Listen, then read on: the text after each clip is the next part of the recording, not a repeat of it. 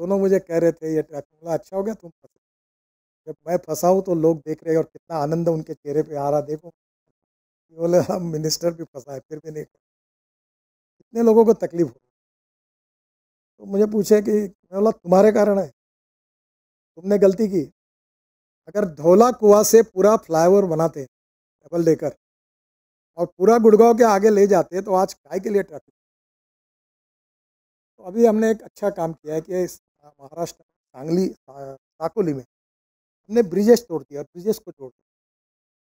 और अभी हम चेन्नई में और पूना में बना रहे, पूर्व एक बना है। वो रोड ऐसा है कि नीचे में रोड, ऊपर में फ्लाईओवर, उसके ऊपर में फ्लाईओवर, उसके ऊपर में मास रैपिड ट्रांसपोर्ट के ऊपर। तो ये 3-3 लेन के हैं, वाघोली से शिरूर और तळेगांव से शिरूर, और उधर चेन्नई पोर्ट से चेन्नई के बाहर। ऐसे 2 बड़े प्रोजेक्ट हम डिज़ाइन कर रहे हैं। अब मैंने सब जगह कहा कि जहाँ PCUs 30,000 के ऊपर है, 40,000 के ऊपर है, वहाँ डबल डेकर ब्रिज बना, सिंगल डेकर। मुझे मालूम नहीं, टेक्निकली वेरीफाई कर रहे हैं कि धौला कुआं से ये ब्रिजेस बीच में तोड़कर उसी एक ही पिलर पर 2 लेयर बन सकती है। तो अभी वो इंजीनियरिंग चैलेंज है, वो हो जाएगा तो आप धौला कुआं से चढ़ गए तो गुड़गांव के बाहर बीच में आप उतर सकते, वो होगा तो आपका ट्रैफिक जाम ही नहीं होगा। अब मैंने जब बनाया तो मुझे याद नहीं, दिल्ली ज़्यादा मालूम, इफ्को चौक में बनाया, कौन सा हीरो का चौक में बनाया, ऐसे वहाँ मैंने बीच बीच में बनाया, पैच वर्क में काम। अनुभव से मुझे ध्यान में आया कि ये patch work is not a solution, इसलिए अब मुंबई में ये गलती हो गई। मुख्यमंत्री जी ने मुझे कहा, मैंने बोला यही हम मुंबई में बनाते हैं कि नीचे में रोड, ऊपर में मेट्रो और ऊपर में फ्लाईओवर, उसके ऊपर में मेट्रो, बहुत अच्छा। ये दिल्ली, मुंबई, कलकत्ता, चेन्नई के लिए अब करने की आवश्यकता है, हम उसके ऊपर जाएंगे। दिल्ली के ये पूरे रोड की संख्या, ये कॉस्ट 53,000 करोड़ है और ये 60,000 करोड़ के ऊपर। इसमें बाद में भी और प्रोजेक्ट ऐड किए हैं जिससे दिल्ली का पोल्यूशन कम। एक जो इम्पोर्टेंट चीज़ है, जो इन्वेस्टमेंट, तो मेरी बात को गलत मत, मुझे कोई इन्वेस्टर के पीछे घूमने की जरूरत नहीं। मैं नम्रतापूर्वक कह रहा हूँ, इन्वेस्टर मेरे पास आते तो मैं कर सकता। और अब मेरे दिमाग में आया कि अब मैं गरीब लोगों के पैसे से रोड, और इसलिए हमारे पास 5-4 मॉडल, एक BOT, एक हाइब्रिड एन्युटी, फिर एक EPC, फिर TOT, और अभी हमने बनाया इनविट। अब हम जल्दी अगले महीने में कैपिटल मार्केट प्रोजेक्ट, और वो CB के काफ़ी रिस्ट्रिक्शन है, तो मैं 4 प्रोजेक्ट को लेके जा रहा हूँ। तो मैंने ये तय किया है, मैंने सुझाव दिया, SEBI के अप्रूवल किया है कि कोई 10 लाख के ऊपर इन्वेस्टमेंट नहीं, और we will assure him return 7 to 8%। तो जो छोटे छोटे सफाई कामगार, चपरासी, कांस्टेबल, कर्मचारी, पत्रकार, इनके पैसे से रोड बना। कल मैं हमारे यहाँ ट्री बैंक की योजना के लिए भूपेंद्र यादव जी के साथ मीटिंग की, लेबर मिनिस्टर, तो मैंने कहा 7 से 8%, बोले हम पूरा पैसा दे देंगे, हमारे लिए तो रिटर्न इतना बहुत बड़ा हो गया। तो 10 लाख के ऊपर करेंगे और फिर बाकी रहा तो आप लोगों के लिए रखेंगे, फिर उसके बाद बाकी रहा तो फॉरेन इन्वेस्टर को। अब मैं चाहता हूं कि हिंदुस्तान की रोड इंफ्रास्ट्रक्चर को गरीब आदमी का पैसा लगे और उसका बेनिफिट। तो infrastructure investment trust, new set of investors like mutual fund, insurance companies and pension fund हमने बनाया।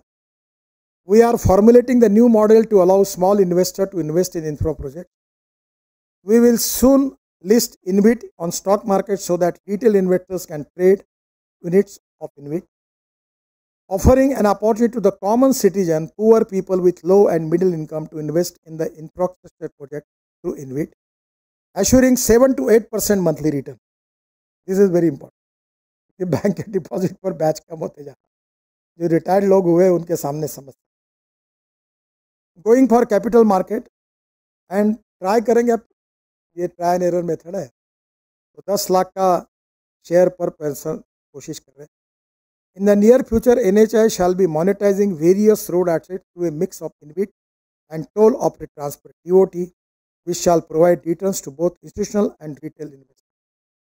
अब BOT भी बढ़ाएंगे, बीओटी इसलिए नहीं बढ़ाया कि बीच में सब आईसीयू में थे वो बोले हम अब बीओटी कैसे भरे।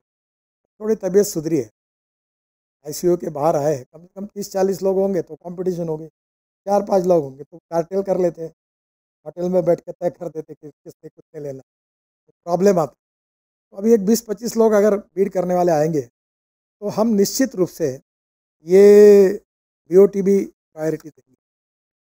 एक अच्छी योजना हमने बनाई और उसमें आप लोग भी सहयोग। वैसे मैं रोड वाला नहीं हूँ, मैं एग्रीकल्चर में ही मैं काम करता हूँ, एग्रीकल्चर ही मेरी पैशन है, वो में ही काम। तो हम मेरा एक एनजीओ है, मैं 13 साल से उसको भी वर्ल्ड अवार्ड भी मिला। तो हमारी थीम है दौड़ने वाले पानी को चलने के लिए लगाओ, चलने वाले पानी को रुकने के लिए लगाओ, और रुके हुए पानी को जमीन को पीने के लिए। गांव का पानी गांव में, खेत का पानी खेत में, घर का पानी। और इसमें हमने बहुत काम किया। थोड़ा सा मैं जियोलॉजी जानता हूँ, कुछ रॉक ऐसे होते हैं जो पानी नहीं पीते। जियोलॉजी में जियोलॉजी, जियोफार्मोलॉजी, मिनरोलॉजी थोड़ा बहुत मुझे भी मौका मिला। तो वो रॉक्स के फॉर्मेशन पर एक मोहा स्केल ऑफ हार्डनेस है। Talc, gypsum, calcite, apatite, orthoclase, quartz, corundum, diamond.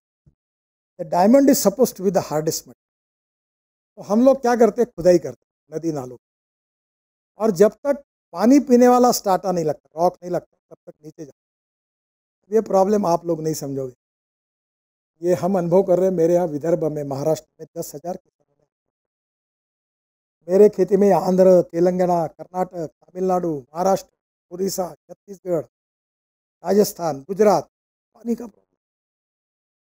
मैं 48 रिवर कनेक्टिविटी प्रोजेक्ट मैंने बनाया, 19 डीपीआर तैयार किए।